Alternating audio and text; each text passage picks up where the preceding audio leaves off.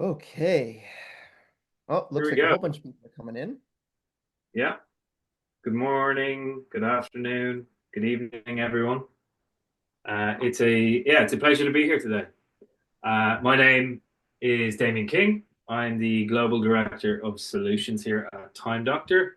I'm actually based in Ireland, and well, where are you guys all based? It'd be great to find that out. Pop it in the chat box. We always like to see what kind of a spread we have geographically. So yeah, feel free to pop that in the I would chat also box. love to know, are you remote, hybrid, or in office? That's a Yeah, big way for us to be able to redirect the conversation and figure out who's going where and if everyone is in the office for this webinar, then we got to throw this webinar out and we'll come up with a brand new one on the fly, which may freak Damien out, to be completely honest yes. with you. But Okay. we'll do it.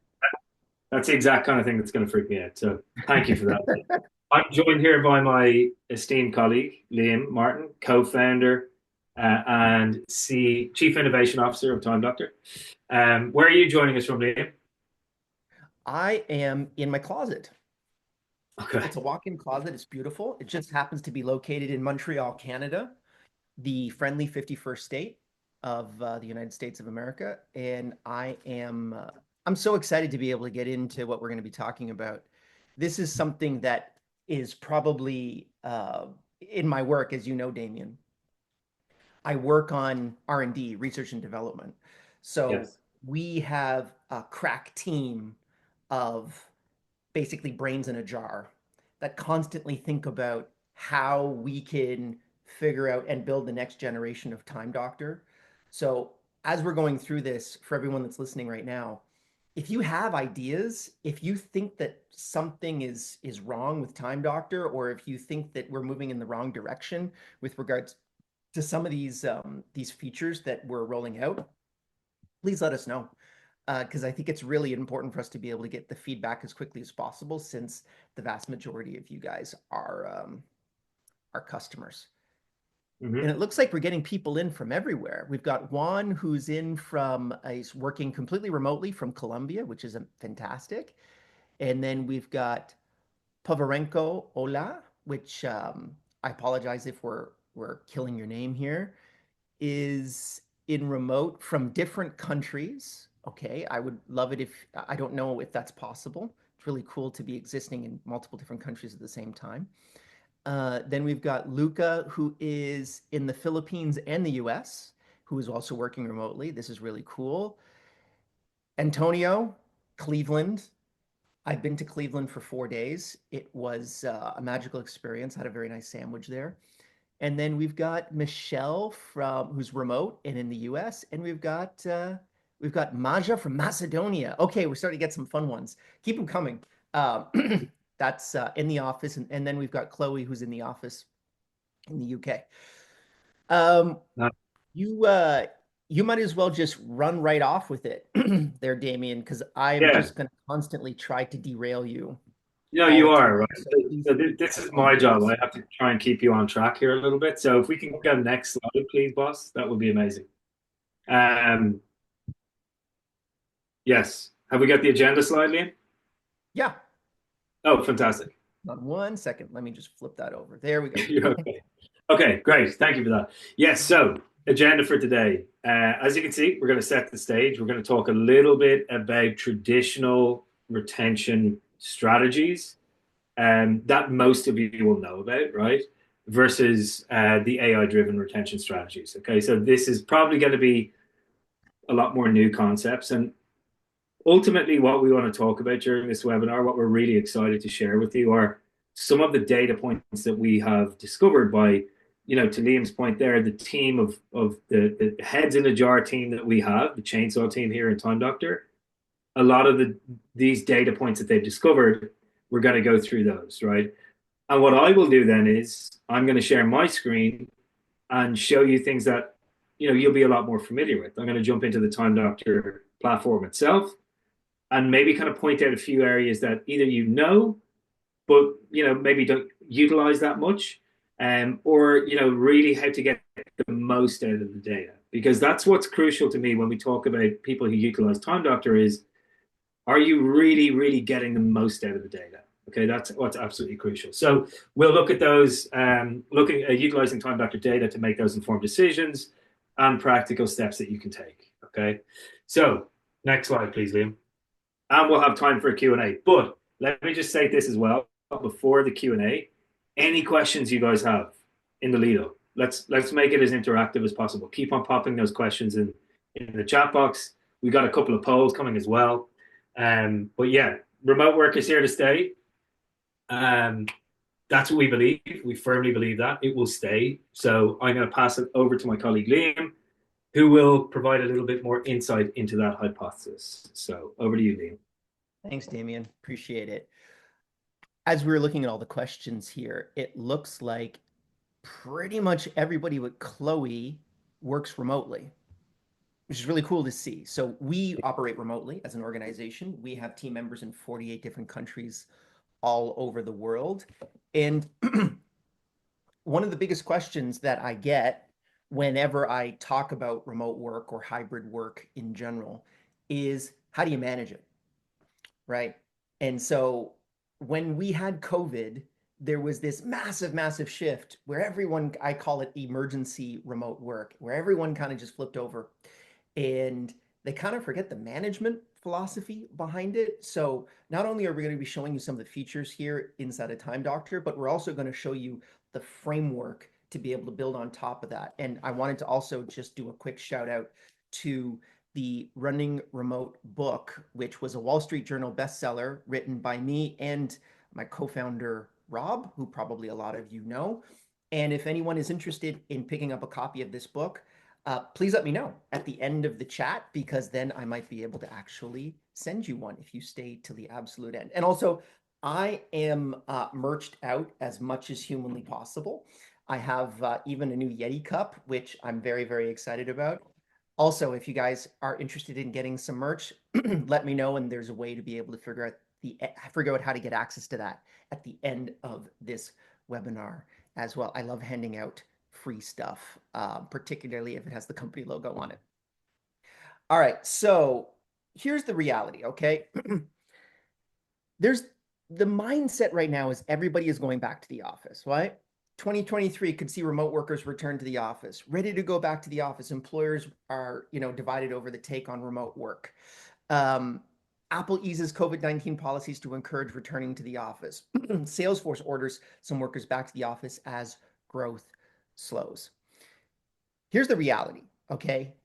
The reality is that as of late, the last few months, there's been a lot of talk about these issues. And the most important one has been this guy, fortunately or unfortunately. It's a productivity issue, but it's also a moral issue. People should get off the moral high horse with the work from home, because they're asking everyone else to not work from home while they do.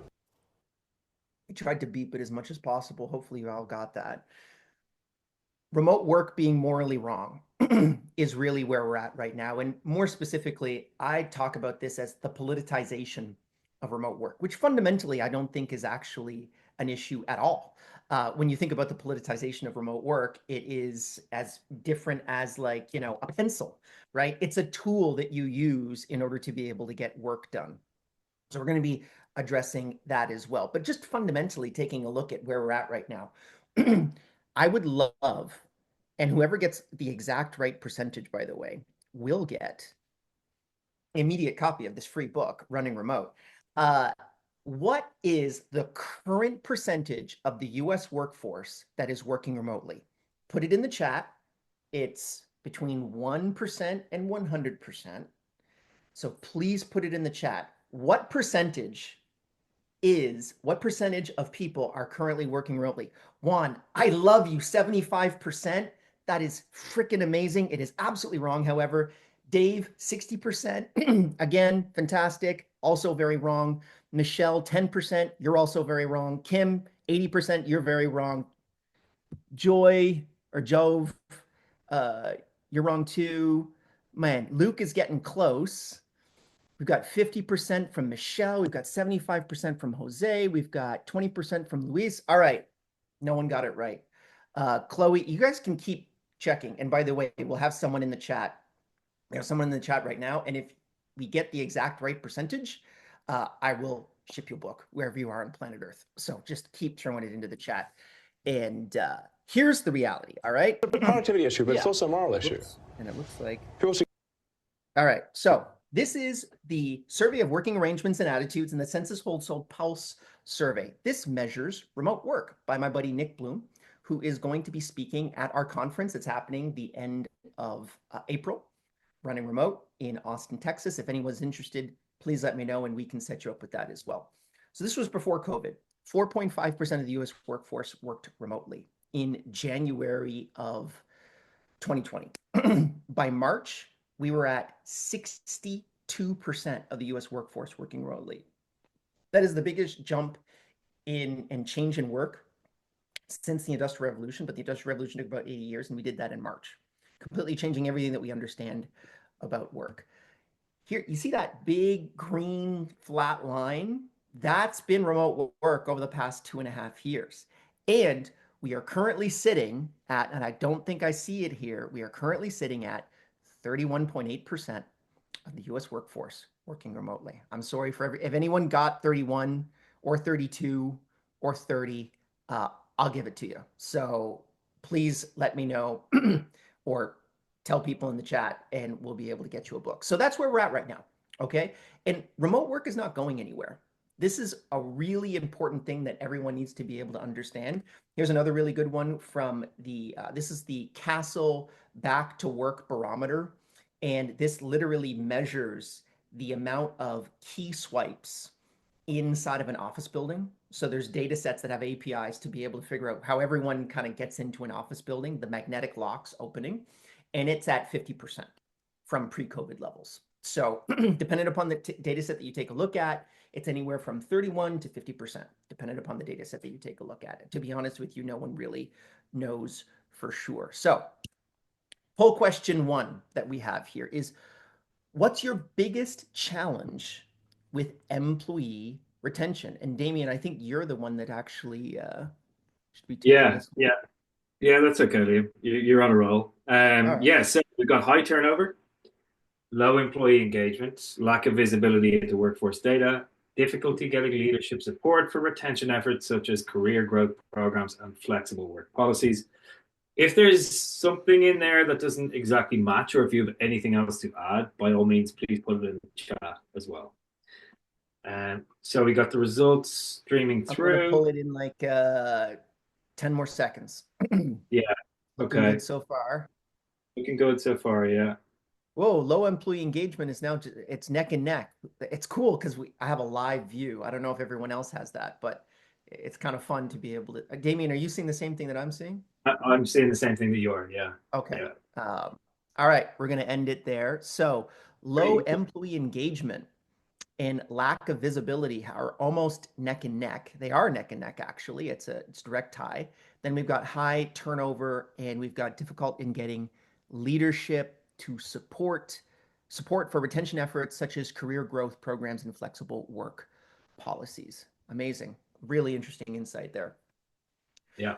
All right, let's go on to the next one, which is up to me. So right now, I think that you probably are, as we're speaking, here's the reality. Half of your employees are probably considering a new job. And I know that because I experienced that just as much as you guys. We have team members in 48 different countries all over the world. We have almost 200 people in the company. And talent and retaining talent is our #1 concern. Outside of rock stars like Damien, it is really important for us to be able to make sure that we keep talent as much as humanly possible and develop talent. So the real shocker here is that replacing just one employee doesn't actually cost you their salary. It costs between 1.5 to 2 times their salary. And that's the big piece that not many people really understand. People think it's just about termination, and people that are not like HR directors, CHROs, they understand this very deeply. But the CEO, the COO, the CRO, the CFO, they don't really understand that. It's like when you let someone go or when someone quits, it costs you on average twice as much of that person's annual salary to be able to replace them. It's very, very expensive. At least for us, it's a very, very expensive thing. And we want to be able to really figure out the traditional way of doing things, which Damien is going to lay out, and then the new AI direction that we are doing inside of Time Doctor that we're seeing a lot of success with our current customer base. And we're probably moving in this direction in a much more direct way over the next couple months. So let's get into that. Over to you, Damien. Yes, thank you, Liam. So as I mentioned at the start during the agenda, you guys are going to be familiar with a lot of these, right? Traditional retention strategies. You can see them there: comp and benefits, surveys, interviews, etc. And it's important to note that whilst we're not advocating a move away from these are, really good. They're strategies that people are already, know and love. What we're advocating for is in addition to those. Okay, many organizations rely on these traditional methods, such as exit interviews, employee satisfaction surveys, etc. But they are ever changing, right? So, for example, if we talk about pay and benefits, okay, so three things that you need to kind of cover, right? So you need to ensure market competitive pay. So employees, they are going to always compare themselves externally, things like Glassdoor, etc. It can just be a chase, right? So that can be tough to try and manage. Ensuring regular salary benchmarking, right, within your organization to remain equitable across the board. That's a real challenge. And then having a comprehensive benefits package, right? So healthcare, retirement, wellness, perks, etc. Even those have drastically changed over even the last 5 years. Like we tend to use COVID as a bit of a line drawn in the sand when it comes to this stuff. And the company that I previously worked for, Indeed, they used to conduct a lot of studies with candidates who were applying for jobs. And one of those key studies was, what's the number one benefit that you want to see from an employer?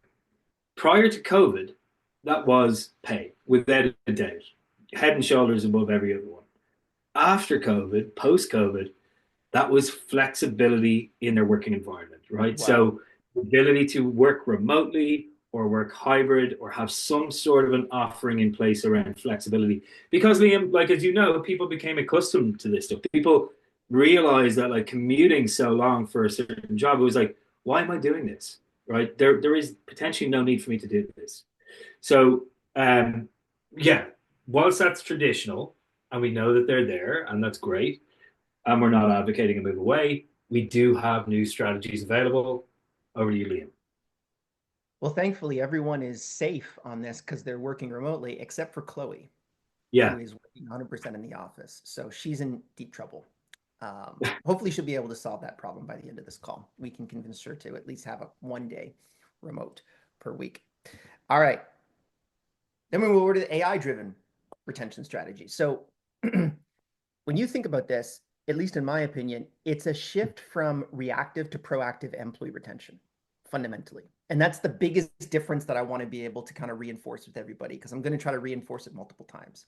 All right. AI helps identify patterns that humans might necessarily miss. So we use data analytics, we use targeted retention efforts in order to be able to actually figure out what is the problem with a particular employee inside of your organization. So as opposed to giving everybody a 5% raise, which is incredibly expensive, but will make everyone happier, as to your point, Damien, maybe 75% of the workforce doesn't want a 5% raise. Maybe they want to be able to work from home on Fridays. And we don't really understand that unless we can look at it on an individual basis. And traditionally, that's been incredibly expensive to be able to collect that data. But with AI and Time Doctor, you can start to actually pursue that in a more interesting way. So really analyzing all of the risks that people have before they quit.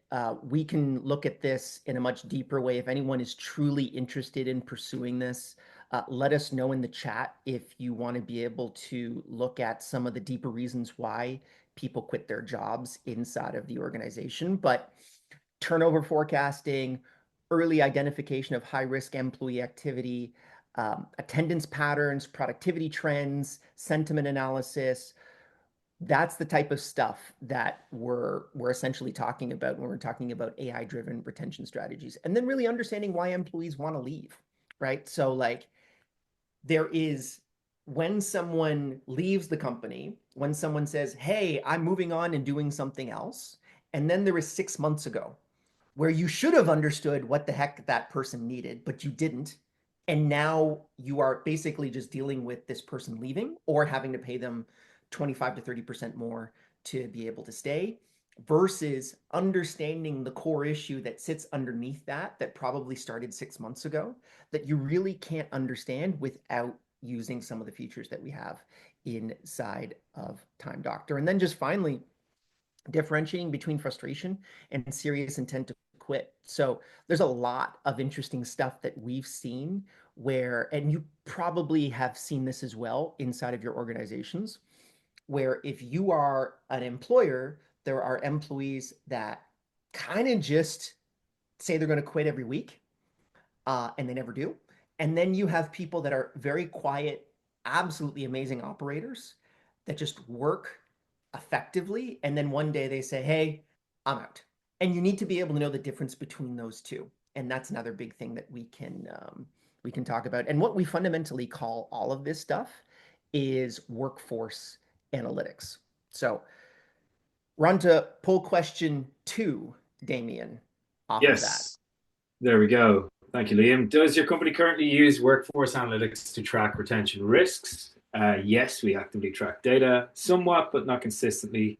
No, we rely on manager feedback. I'm not sure. Again, oh, it is all manager feedback so far. Is that true, guys? Like, if so, this is going to be incredibly exciting. But we have to show people. No pressure. No pressure. It's quite interesting coming through. We got like 81% currently on no, we rely on manager feedback. If there's anything else, as I said, in addition that you want to add, pop it in the chat. Yeah. We'll end the poll now in a couple of minutes. I would love to know also too, if for anyone that has clicked on we rely on manager feedback, what do you rely on specifically? Are you getting just tips from your managers? Is there some type of formalized process? Please let us know in the chat because that could really help us with building out new features in the future. Yeah. Great call. I think we'll call it there. That's wild. Oh, we got one person that's not sure. Great. Good to know. Okay. That's probably what I would have clicked on. I'm very indecisive. Pretty big. Wow, 76%. We rely on manager feedback. That's interesting. I wasn't expecting that. Right. Yeah. Wow. Vika has a comment here, which is, well, no pressure is wrong. Please press on us. Just does someone of the employees have any issues or all good? So are there any issues with employees or is it all good? Which is an interesting, I mean, I totally understand where you're coming from, Vika, but I think that we can definitely do a lot better than that with Time Doctor, and we're going to be going through that over the next couple minutes here. So to pull it back, has anyone heard of workforce analytics? I'm just going to give you the definition right now, but is this the first time you're hearing about workforce analytics? Just type yes, like Y or N in the chat, Y or N, so we could get a good understanding of what's going on here.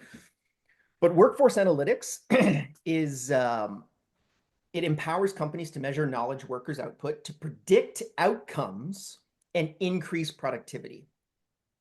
So regardless of whether you're in the office, you're hybrid, you're completely remote, it doesn't really matter. And it's interesting that we're getting a lot of yeses on workforce analytics. So that's cool. If you're only using your manager to be able to measure retention risk, then you're not fully utilizing workforce analytics. And we're going to get you all up and running on this so that you can really try to understand this in a much deeper way. We've got another poll question coming right up here. Take it away, Damien. Yeah, very good, Liam. So which workforce analytics feature would be most valuable to your team? Turnover prediction insights, productivity and engagement trends, sentiment analysis and employee feedback tools, or real-time visibility into workload balance. I sound like a broken record here, but if there is anything else that we don't have on this list, please pop it in the chat. If there's something that you really, really would like to see. And by the or way, some of these features may or may not exist already in the secret R&D department, deep in the bowels of the organization, that I'm not allowed to show anyone unless they pay me $50 through PayPal right now. Please put it in the chat. Whoever's working the chat, please just throw my PayPal email in there, and nice. Yeah, we can possibly solve that I like for it. I everybody. like it. So we have a little bit of a mix here. We'll probably end the poll pretty quickly. Again, these are all pretty even. I'm liking this. Yeah. Productivity and engagement trends seems to be the most so far. Okay, Yep. well, we will end it there.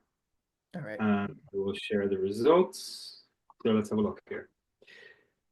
So 44% for productivity and engagement trends, neck and neck for turnover prediction and sentiment analysis on 24%, and then real-time visibility into work-life balance. Interesting. Okay. Great.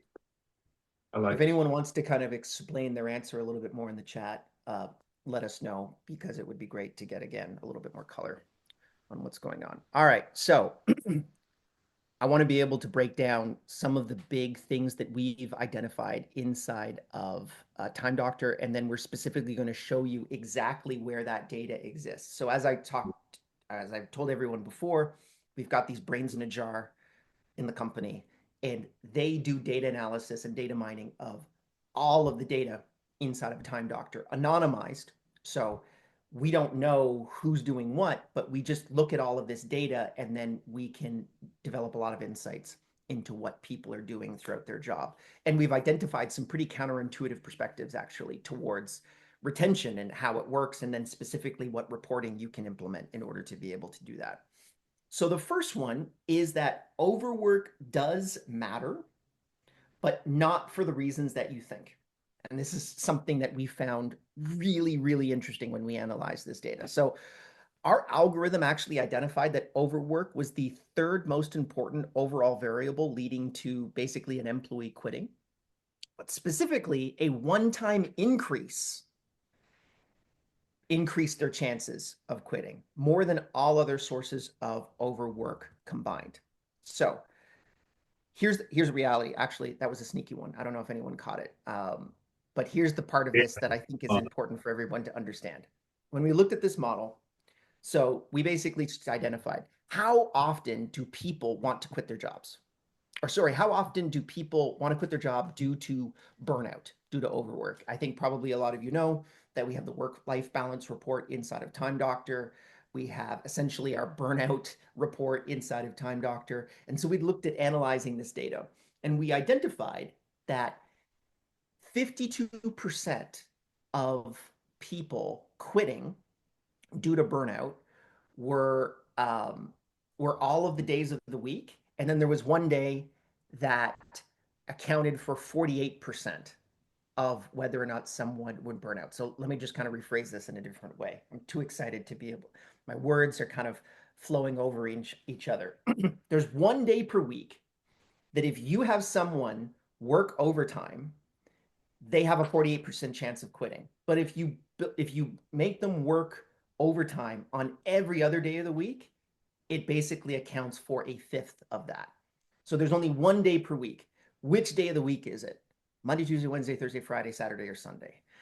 What do you think? And I'm actually not gonna I'll put it in the chat here, because I kind of just showed everybody a little bit. It's Friday night.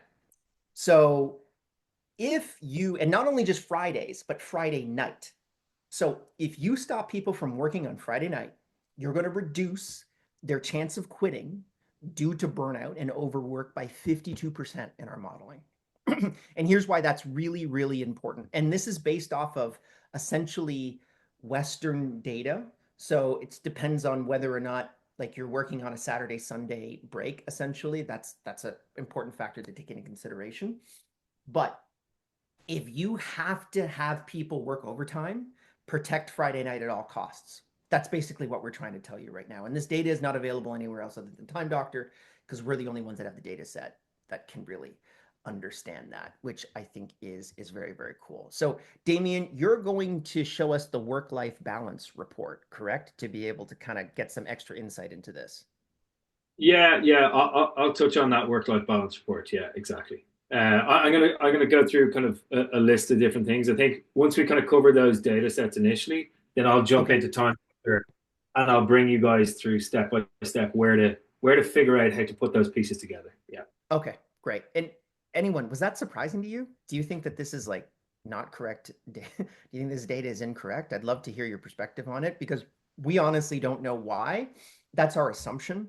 The last part of what I just told you, we just know that Friday nights are the absolute worst time for people to be able to work overtime. We got another poll question. This is up for Damien too. Yes. Poll question number 4. If you could wave a magic wand and get one of these 4 Time Doctor features, which would it be?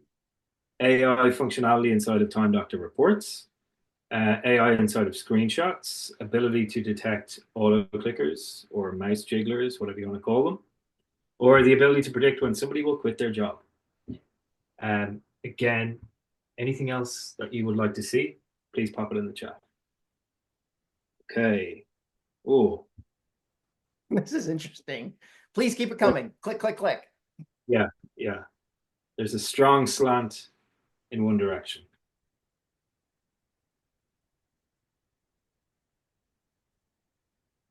Wow. Yeah. Someone quitting their job is killing it right now. Yeah. For anyone that's clicked on that, can you explain why in the chat? That would be super valuable to understand why. Yeah. Okay. Let's call it there, I think. All right. Let's share these results. Wow. Okay. So 65% ability to predict when somebody will quit their job. Second is AI functionality inside of Time Doctor reports. I thought that one was going to be number 1, but I guess I'm wrong.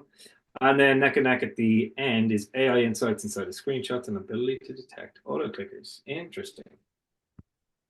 Yeah, that is quite interesting. I'm going to screenshot that one.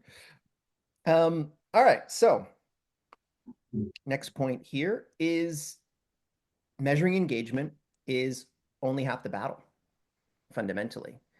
And this is one of the things that I've been it's interesting to be able to measure this when we take a look at where we're currently at right now in terms of Time Doctor, because we can use a lot of this data analysis to be able to figure out corollaries. So we correlate between someone who's quitting their job versus someone who's staying inside of an organization, and then we run a whole bunch of data mining on that. So one of the interesting things that we discovered was that engagement outside of their top applications is by far the biggest indicator that someone wants to quit their job. So I'll give you an example. I use my top 3 applications are Slack, my email tool, and then Google Docs suite. So I work in Google Doc. Basically, that's my life is Google Docs, email, and what was the third one? And Slack, right, for instant messaging. I harass Damien morning, noon, and night on different things on Slack. Then I write up a document, then I send it to him on Slack. Then I, also send him emails about it. And it's one of those things that's a pretty consistent kind of flow. But if all of a sudden I add in, as an example, Salesforce into that, if Salesforce becomes one of my top applications, then there's a very high chance that I might be quitting. So for most people, it's email's the most used application, Slack, Microsoft Teams, second most used app, and the third most used app is basically their work app. So for Damien, it's probably HubSpot, your CRM. I could bet that it's probably your CRM. That's your most used application. For me, it's Google Docs. And just kind of understanding where that flow exists, if something flips into that third spot, it's a really big problem. And that's something that you can look at inside of the Time Doctor data that is really it's an interesting perspective that we've identified. We don't know why it exists, but we know that it's probably, I think it's like the 4th largest indicator that someone is going to quit their job. We don't know yet. If anyone has any theories, let me know down in the chat. Here's another one that I think is fun.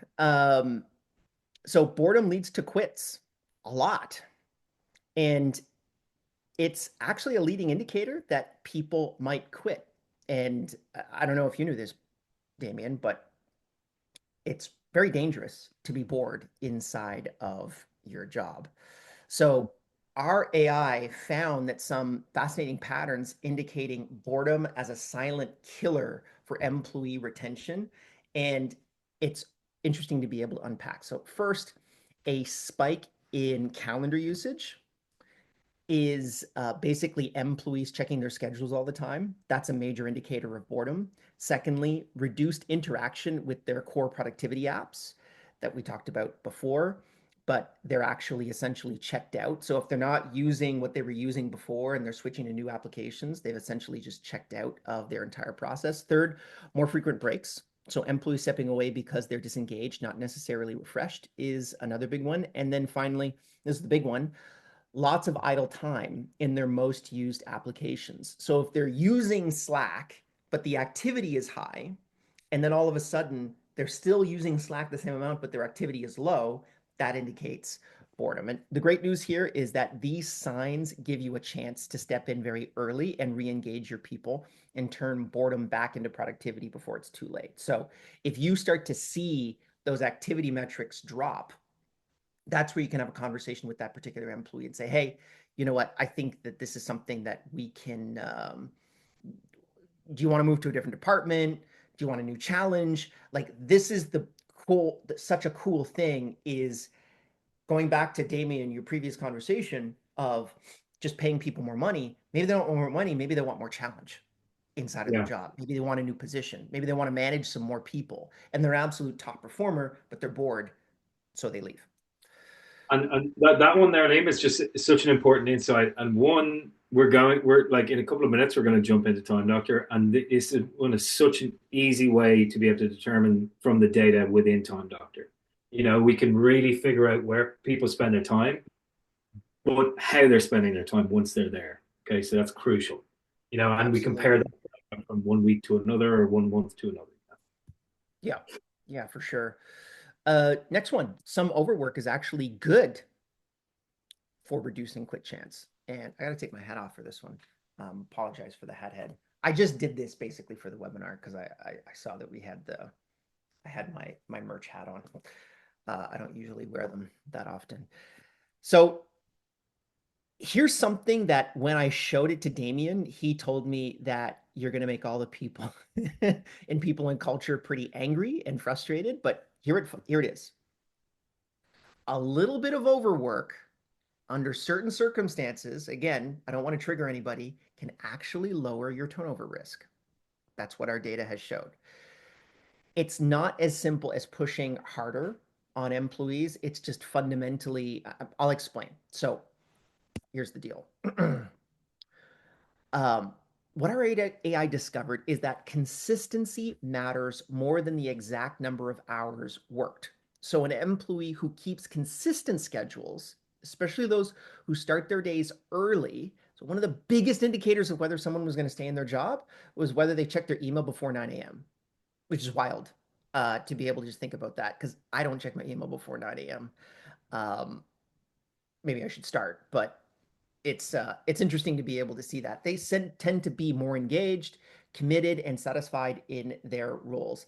And in fact, employees who regularly worked slightly longer days, so a 10-hour consistent workday compared to a standard 8, were notably less likely to quit. And remember, the key factor here isn't working people harder, it's providing a stable, predictable routine where employees clearly feel dedicated and connected to their jobs. And dedicated and connected is the really important piece here. So if you're looking to boost team retention, think less about the exact hours and more about helping your team find consistent, predictable, and genuine purpose in their daily work. It's really important, at least in my opinion. Next one here. And also, too, for this one, does anyone agree with this? Or if it's complete BS, let me know. Post it in the chat, because I'd love to know whether or not you agree or disagree with this. Because this kind of goes against the entire HR playbook, to be completely honest with you. But it does seem to be consistently a data point that we see in our analysis. Next one is newer tech has a huge impact on quit chances. So this is just a very simplistic one. Uh, if a worker starts using something like a large language model in their job and then stops, it's one of the most important indicators that somebody will quit their job. And we've just found this in the last few months as we've been seeing the rise of LLMs like ChatGPT and DeepSeek and Perplexity and all of these AI tools, is if they start to use it and they engage with it, that's not necessarily a problem. But if all of a sudden they stop using it, that's a huge red flag. And that's something that is, we actually in the R&D department, we have built a report specifically showing all of the usage of someone's of AI tools inside of the organization. And so it's been one of the most interesting indicators. I think this is something like the seventh biggest singular variables connected to someone quitting their job is they start using a new tool and then all of a sudden they drop off. And our theory is that they're retraining themselves. They're learning how to work in a, they're basically retooling their work. So it's one of those things that is very interesting to be able to take a look at. Because for me, I know that I use these tools all the time, and if I was probably an employee right now, the biggest thing that I would be doing would be learning these LLM tools. Finally, we got one here. Does everyone know what this is? Does anyone know what the little mouse machine is? Has anyone seen this before? This machine. Give me a Y or an N in the chat, please. Y or an N. The Homer productivity tool, Juan. I agree. Yeah, but I think it was like a little, it was a bird that was like clicking the Y button all the time when he was working from home from the nuclear power plant. Matthias says no. Joe says no. Juan says no, or LOL. Okay. All right. So I've heard of it, but I've never seen it. Well, I have absolutely every single one of these things. They are basically what are called mouse jigglers or auto clickers. And I'm going to give you the context here because I literally have the mouse, my other mouse right here. So you take a mouse and you put it on top of this, and it spins this little component right in here. And then that pretends to basically allow for the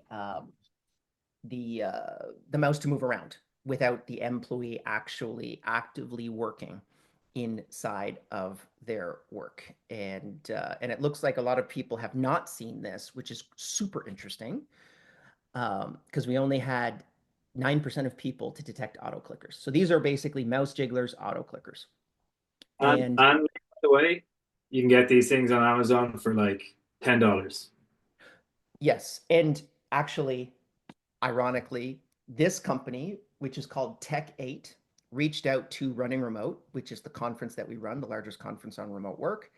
And they wanted me to review it for the YouTube channel. And I said, absolutely, send me one. And they did. And then I got some more info from the company, and they estimate that 5 million of these have been sold since the beginning of COVID as an industry. So a lot of you haven't seen it, but they are pervasive in the remote work industry. I'm not saying that everyone is using it. I would probably say a very small minority of your users are using it, but it is important to be able to measure this because this is, to me, this is remote work cancer. This is what's really destroying remote work and getting people like Elon Musk to say that remote work is morally wrong because you have a small minority of users that are ruining it for everybody else. So, Liam, just to add, sorry, very quickly, it really presents a huge compliance risk because somebody utilizing one of these mouse jigglers, let's say if they pop their mouse on it, they go off and they play golf or do whatever they do, what they're doing is they're preventing their screen from locking. So whatever, company policy you have around screen lock, if it's 10 minutes, 15 minutes, whatever it might be, that's not happening. And if nobody's at that device, There could be sensitive files, PII, whatever that might, PCI DSS, whatever might be open on that device, which is potentially now, a lot more vulnerable to being stolen. So from a compliance standpoint, it's a bit of a nightmare. Yeah, your cousin Jimmy might just walk right over to your computer and say, Yeah, "Oh, nice credit cards. I'll grab some of those and buy some iPads," right? Which yeah, you don't want inside of your organization because you are liable as the business owner if all of a sudden that data gets out. Um, don't ask me how I know that, but I know that. So we're going to be talking about what's called the unusual activity report, which has anyone used the unusual activity report? I'd love to know like Y or N in the chat, whether or not you've used the unusual activity report inside of Time Doctor, because we have that type of capability. We've got a couple, okay, we have a couple people here. NNN, Jenny says is a yes, Christine's a yes, Darcy is an N. Okay, cool. Good to know. Whoops. All right, let's move on. uh, I'll jump in there, Liam. I think at this Yep. stage. Yeah, let me just share my screen. All right. Replace current share. There we go. I hope you guys can see this. Can see the screen. Okay, cool. So some really interesting insights that Liam and the team have kind of uncovered. A lot of it is very, very easy to glean from Time Doctor, from your own Time Doctor account. Okay. And I think the message that we really want to get across is like, with Time Doctor, when you're looking at it, it's kind of like a snapshot in time, and it's telling a story just from different angles. Okay, so it's about basically piecing the story together using various different data points from Time Doctor. But a lot of these things can just be done on a time comparison, because as I said, it's a snapshot in time. So if you look at, let's say, last week's worth of data, and that looking at that alone probably won't give you a huge amount of insight. But when you compare that to the following week's data and see where that delta or that difference is, that's where you're going to get most of your insight. So if we kind of go back a little bit, I know it's kind of probably hard to remember at this stage, but if we look at or we're talking about that slide 31 around engagement, if it shifts to another application, right? It means potentially that somebody is likely to quit. Okay, so that's going to be the first one that we want to mention. But I also want to cover this. So this is, as you guys will know, if you have Time Doctor and you use Time Doctor, this is your Time Doctor dashboard. This is where you arrive when you first log in. Okay, the team dashboard, and this really gives you a macro view of what's going on within your team. If I'm a manager, it's going to show me who's on my team. One of the ones that Liam mentioned is our work-life balance. So this is what we call a widget on the dashboard, and it's going to give you some insight into the people who are on your team that are at potential risk of burnout. These are the people that you need to reach out to put an arm around, to say, hey, how are you doing? They could be overloaded, and there's certain rules that go to make this widget or this report up. And if we look at all these people, right, and these people are real people, we look at David Canuto, okay, long hours. So he's working more than 8 hours a day for 3 of the last 7 days. He's working late. So he's working after 6 p.m. That's his shift, right? So his shift is from, either 8 to 5 or 9 to 5 or whatever it is. So he's working after 6 p.m. for 6 out of the last 7 days. And he's also worked on weekends, 2 of the weekend days as well. That to me, and that goes together to put up a score. Okay. That's kind of like alarm bells at that point. Like, 2 weekend days and 6 out of the last 7 days are after 6 p.m. As a manager, I want to reach out to David and I want to speak to him and see what his workload is like. Can we redistribute it? Can we help him out in any way? Okay. So I just wanted to point that one out. But when we're talking about, like, let's say the most used applications, so on this widget, we're going to see the top used websites and applications across the organization, or the amount of users that we've selected. Time Doctor is in layers. So this top layer, then the next one down is basically the who, and this is the when. So let's say all users selected on your team. you can very quickly see what are the top websites and applications that are used across the board. So that will give you an understanding, to Liam's point about knowing where your users are spending their time. That's absolutely key. What the most used apps are. And for us, no surprise, it's HubSpot. But every one of these widgets has a link, a hyperlink into a report. So let's have a look at that. Let's have a look at the website and application report. Because what you're very quickly going to see are the users, okay, across the last week, and when they spent, how they spent their time, where they spent their time. So if we look at Canudo, for example, or if we take another one of the users, we can really tell what websites and applications that they're looking at. So I know, for example, this week, I know that Canudo's, his top is HubSpot. He spent over 9 hours, he spent 9 hours and 24 minutes in HubSpot. In his email, 6 hours, Slack, etc. So I know that these are his top 3 applications used. So like as I mentioned at the beginning, it's just about working out what that delta is. So I can export this report as is. It will give me a detailed breakdown of everyone on my team, where they spent their time, what their top 3 applications you can easily see. And then what you're going to do is you're going to compare that to next month or next week or whatever that time difference is, to be able to work out what Liam spoke about people spending most of their time in their top 3 applications. And if David Canudo's shifts, then that could be a key indicator as to whether David is going to leave. Okay, if his top 3 applications are shifting. Okay, so if we take the next one, right, and let me just summarize what Liam covered in the last one, or the next data point is potentially a spike in calendar use. Okay, so basically employees checking their calendar over and over again, right? Mm-hmm. So checking schedules obsessively. And then potentially the biggest one out of that list that we spoke about was a lot of idle time spent in the applications that they use the most. So it's like, we know where they're going, but what they're doing when they get there is very little. So we can determine that quite easily from the activity summary report. So when you come in here, you're going to get, again, all of the users that you've selected in the time parameter that you've selected, and we have that list here. These are like Excel or any other spreadsheet. You can just pop it and it'll give you the least and the most. Then what you're going to do is you can get more granular with that information. So you can very quickly see, again, it will show me in reference the most visited applications for Rutvik, for example, for this week. Okay, so where Rutvik spent his time. But if I click on idle minutes, it's going to give me a lot more granular detail about how much idle time was within those applications. So if we take HubSpot, for example, which is his top in terms of total time spent, he's not actually that idle there. You know, like that's a pretty low idle score, 27. Like let's say for our team, average is maybe 30 to 40%. So when Rutvik gets to HubSpot, he's doing work. He's moving around. He's engaging.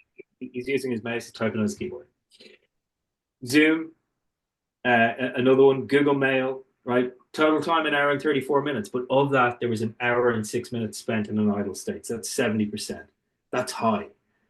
But all of this is additional context, okay? What you're going to do is you're going to do this. You can export this report as it is, and then you make a comparison across a different time, okay? You probably also have to measure this against the actual individual. So we know that Rutvik is in sales, so he's probably doing most of his emailing in HubSpot.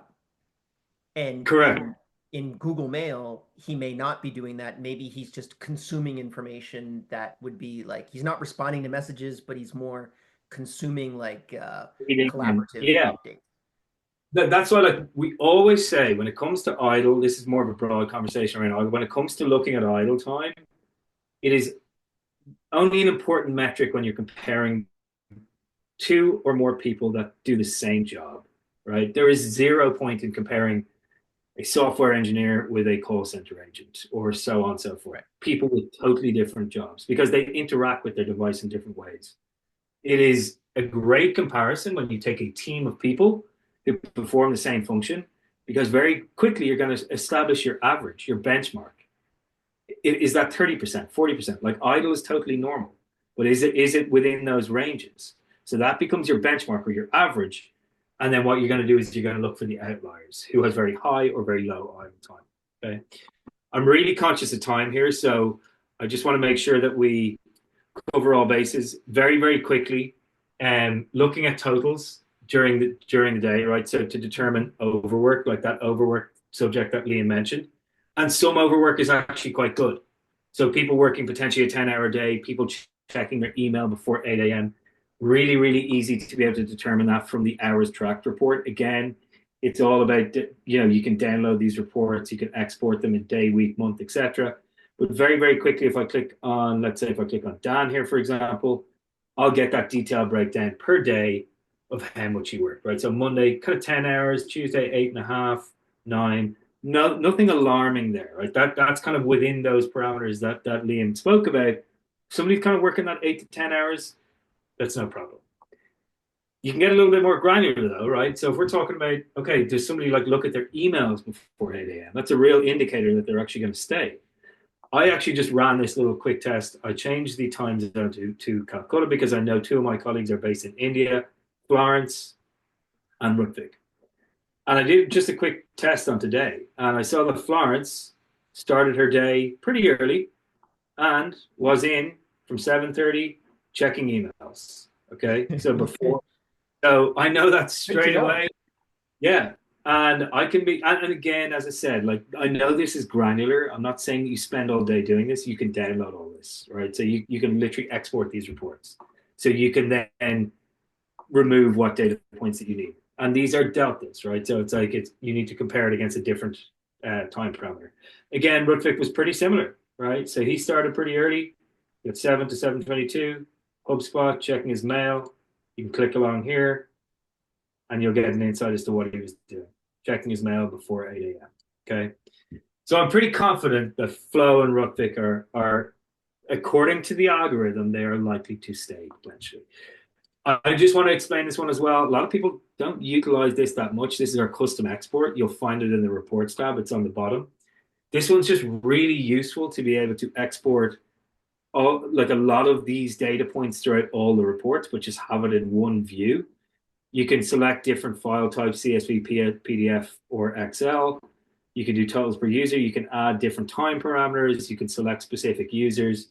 And then you can chop and change what metrics you want to see from within the report. Okay. It's just, the reason I mention it is because I know for a fact a lot of our customers don't actually utilize the custom export, and it can be really valuable. And then lastly, I know we're almost at time, but this is the crucial one, and this is the one that we spoke about. UAR, right? These things, mouse jiggers. And this is our unusual activity report. And what it is trying to detect are patterns of non-human behavior. Because when a human being interacts with their device, like I'm sure everyone on this call, you pick up your mouse, you move it around, you click into something, you take a break. You might jump into an email, do a bit of typing, take a break. You're taking breaks all the time, in and out. It's not leaving a pattern, it's up and down. But these things, these leave patterns everywhere. They are easy. Well, I'm not going to say easy because I didn't build the algorithm, but they are easier to detect because they are leaving behind crumbs of evidence. Okay. And this is what our unusual activity report does. I know some of you mentioned that you do use it, but there's some you mentioned that you don't. It's really, really important to take note of these things because it's such an important data point to try and utilize and to see, okay, this one, for example, unusually high keystrokes. Okay, if we look down at another one here, long periods of mouse moves with no mouse clicks. If we click into that, what it's going to show us, hopefully, it was loading for me earlier. Another thing I wanted to mention as well, Damien, and I think we're in kind of a more quiet room, so I can kind of tell you how the magic works on some of this. This is like a R&D project for us that we launched a couple months ago. Does everyone understand CAPTCHAs? Like where you'll just have a button on a page that'll say, hey, click this button to confirm you're not a human, or to confirm that you're human. Not many people understand it's not about clicking the button. It's about how your mouse moved to click the button. So there's all of these little micro interactions that happen on a mouse that a human does that an AI, that a computer or something like this will not. So that's Yeah. how, like, when you click a CAPTCHA, the little like, hey, click on all the stop signs. They don't care about the stop signs. What they care about is how your mouse is moving when you Yeah. click all of the stop signs, which I think so that's the same base technology that we use here. Yeah. Yeah. Yeah, my internet's obviously having a bit of a nightmare. Let me just see if I can jump into this. Just time blocks. I realize we're at time. This is going to give you an idea about what our unusual activity is picking up. It's picking up the patterns that we can detect, right? Mouse clicks, mouse movements, and keystrokes, and we're displaying it in a easy to read graph.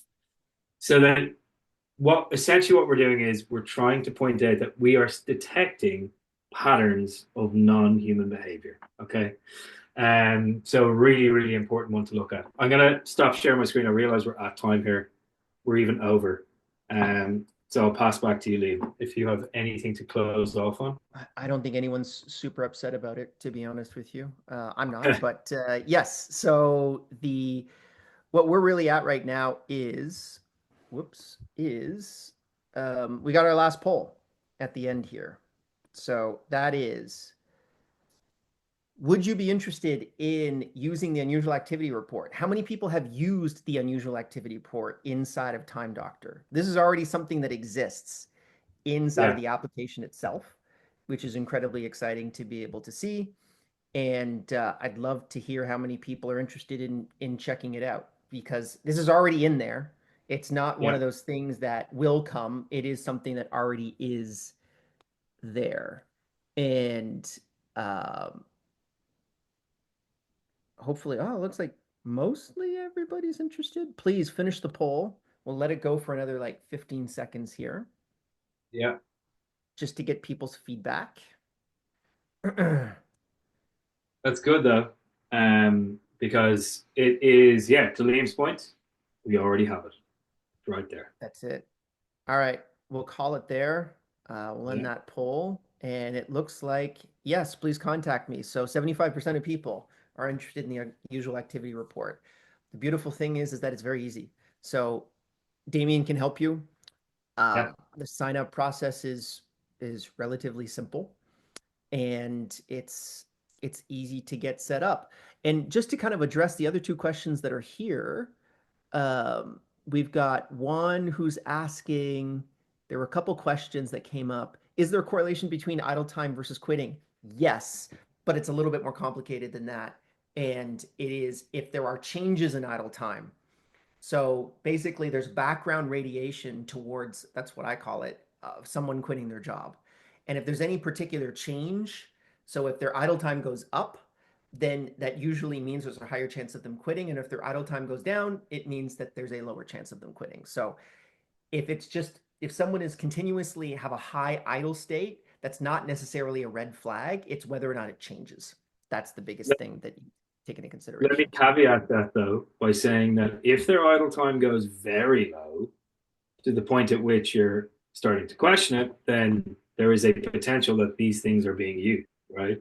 Well, and that's when you would deploy UAR, which you should just have in the background anyways, so that you're understanding whether or not, because we've had customers that have been using UAR, and it's funny, it seems like it's departmental.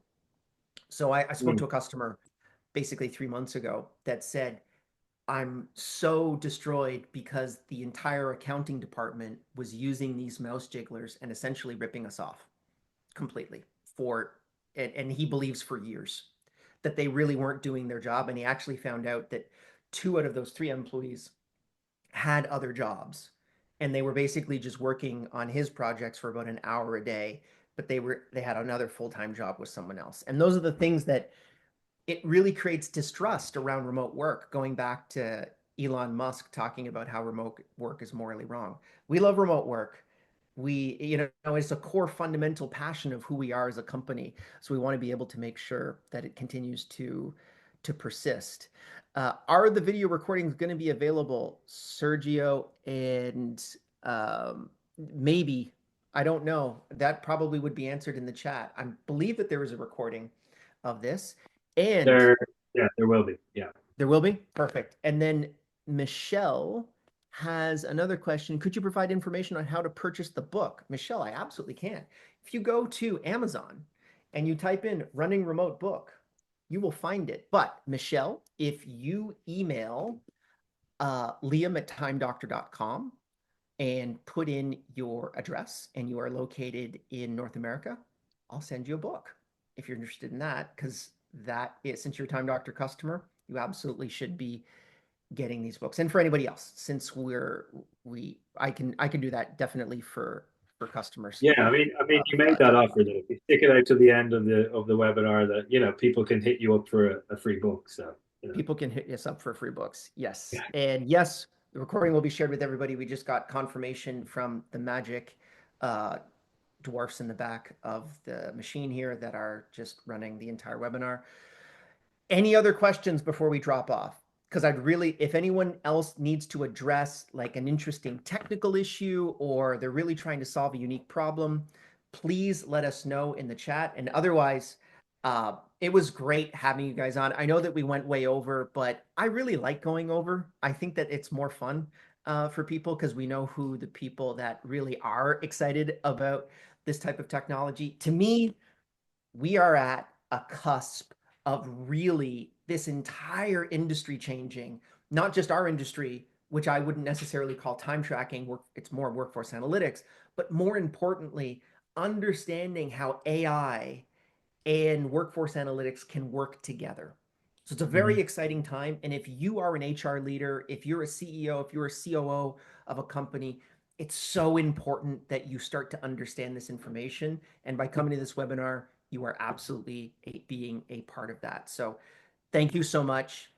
Really loved having you all on. And other than that, hopefully we will see you again in the next one.